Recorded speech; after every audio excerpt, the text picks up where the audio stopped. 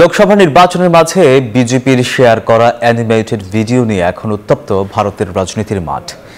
বিরোধী দল কংগ্রেস এবং মুসলিম সম্প্রদায়কে লক্ষ্য করে প্রকাশিত এই ভিডিও নিয়ে ক্ষোভ বাড়ছে নেট দুনিয়ায়।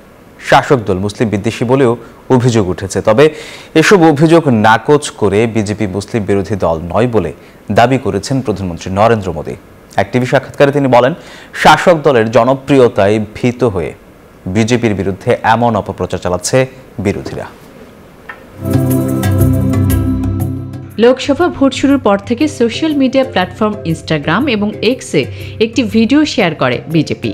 সেখানে দেখানো হয় কংগ্রেস পার্টি উপজাতি এবং হিন্দু কয়েকটি গোষ্ঠীর অসুবিধা করে সংখ্যালঘু মুসলিমদের বেশি বেশি সুবিধা দিচ্ছে। এই ঘটনায় বিরোধীদের তীব্র সমালোচনার মুখে পড়েছে শাসক দল। বিরোধী জোটের অভিযোগ, বিভক্তির রাজনীতির মাধ্যমে প্রার্থীদের জয় নিশ্চিত করতে চাইছে বিজেপি। সামাজিক যোগাযোগ মাধ্যমেও এই নিয়ে সমালোচনার ঝড় উঠেছে। মোদীর দল মুসলিম বিদ্বেষী বলেও গুঞ্জন চলছে। যদিও এসব অভিযোগ নাকচ করেছে বিজেপি। এমনকি এই নিয়ে মুখ খুলেছেন খোদ ভারতের প্রধানমন্ত্রী নরেন্দ্র মোদী। তিনি বলেন, তার দল মুসলিম বিরোধী নয়।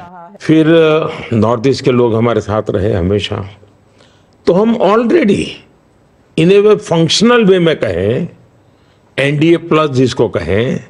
এক টিভি সাক্ষাৎকারে মোদী আরও বলেন, শাসক দলের জনপ্রিয়তায় ভীত হয়ে বিজেপির বিরুদ্ধে এমন অপপ্রচার চালাচ্ছে কংগ্রেস সহ বিরোধী দলগুলো। নির্বাচনে নিজেদের সুবিধা নেয়ার জন্য বিরোধীরা এমন কৌশল নিয়েছে বলেও মনে করেন তিনি। তবে তাদের এই অপচেষ্টা সফল হবে না বলেও দাবি করেন মোদী। মুসলিম সহ গোটা ভারতবাসী নির্বাচনে তাদের প্রত্যাখ্যান করবে বলে জানান ভারতের প্রধানমন্ত্রী। लेकिन दुर्भाग्य से আসমা তুলি, নিউজ 24।